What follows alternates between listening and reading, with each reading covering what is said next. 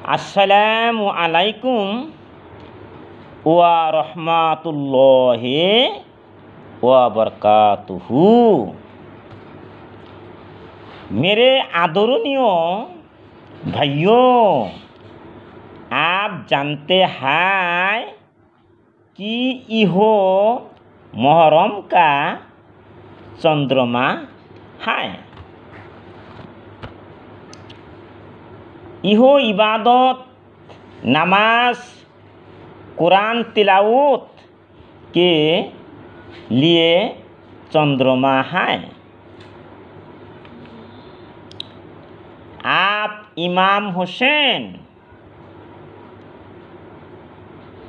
रज़ी अल्लाह ताला अन्हु को सुन सकते हैं।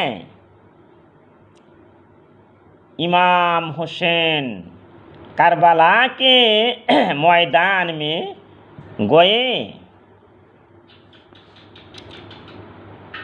युद्ध के मैदान में हजारों काफिर मारे गए।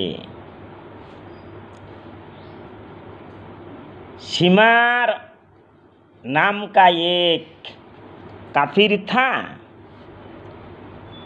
उस क्रूर सीमा में इमाम हुसैन का गला काटकर हत्या कर दी गई।